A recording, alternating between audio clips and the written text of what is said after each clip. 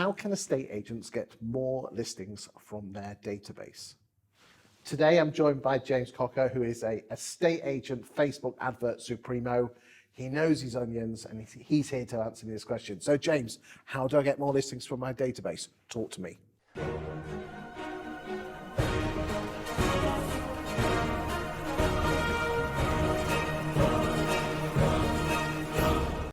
Well, Chris, when it comes to your database, you've probably got a lot of people in there. Huge amount of data, but I can't believe agents don't touch it. Well, some of them do, some of them don't. But even with the ones that do, it's a case of like, sometimes there's some agents out there with tens of thousands of contacts in the database. Where do they come from? Well, there's going to be a lot of data from the portals, a lot of rental inquiries, tenants that aren't homeowners, maybe some landlords, some buyers, and maybe there's some sellers in there, but there's going to be a lot of people that maybe were in the market once upon a time, but are not in the market today. They've moved home 5 years ago and probably aren't going to be in the market for maybe even another 5 to 10 years. So the thing about that is that there's not just one way to nurture somebody.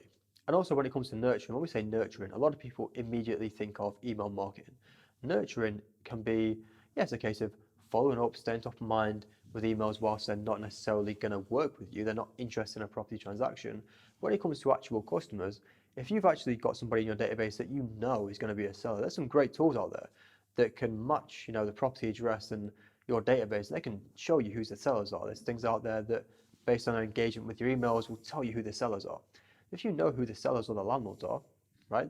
Well, let's say you've done some Facebook ads, some very specific Facebook ads. You've got a host of sellers and they're going to the market in January.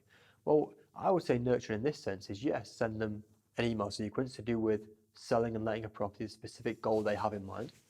But the best agents I've worked with, Chris, I've worked with some great agents, some amazing salespeople, but the ones that always get the most out of this stuff, they don't just use, there's a lot of AI tools that are about to crop up, loads of them. Some will be great, some will be rubbish, some will be in between. But there's a lot of this stuff to do with automation, AI, and nurturing. But it's to do with kind of taking it off of your hands. And for the long term, for the people that aren't going to speak to you right now, that's fine. But for the ones that are selling in 3 months, 6 months, 12 months, the best agents say build the personal relationships too. So, for example, let's say we've got a contact come from Facebook and they're selling and they request a bit more information to do with their house price or whatever it is. The agent will give them a call, they'll qualify them, they'll get the information, their current situation, and they'll say, look, that's absolutely fine, Chris.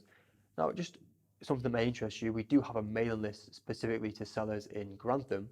It's all about, how to get the best price for your property, how to, how rising interest rates will affect you, that kind of stuff. Do you mind if I put you on that email list? I think that content will really help you in your current position. They're going to say yes. But because you've told them, and because you've told them specifically there's going to be something in that email that's going to help you, 2 or 3 days later, when that email from James at Cocker's Estate Agents lands in their inbox, how to get the best price for your Grantham home in 2024. You're expecting it.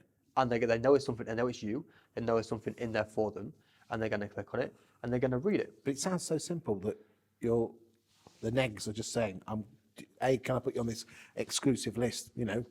Fear of missing out, which again is important. And because you're expecting it, you're going to open it. It sounds so simple. Why do you think agents don't do this? I've not actually heard out there that, using the phone conversation and the email to kind of assist each other. Because this is it, Chris. At the end of the day, you could invest in every piece of prop tech out there for estate agents and not use your phone. You could appear to them not as Chris Watkin, but as Watkins Estate Agents, right? Use everything in the world, but not talk to them personally. You could give me a mobile phone. Look, if I know that you're going to be selling. But then estate agents, the next haven't got enough time to look after existing people. Are you suggesting that people employ people just to ring out? There's some brokerage actually that do that, and it works very, very well for them. It's more a case of those ones that are going to be selling come January or maybe into Q1 next year and stuff. They are, and they're happy to have conversations with you. Those are the ones you want to be speaking to. But this is it as well, back to the email thing, right?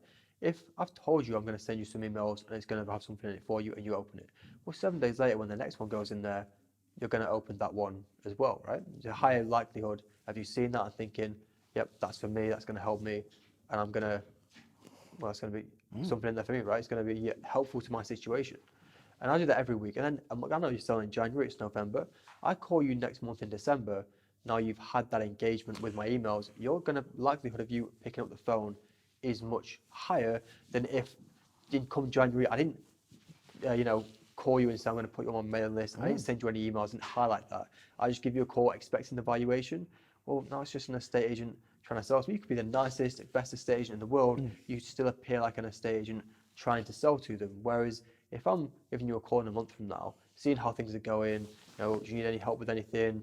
Is everything okay with your mortgage that you were a bit uncertain about going into January? Is that still your timeline? Anything you need from me?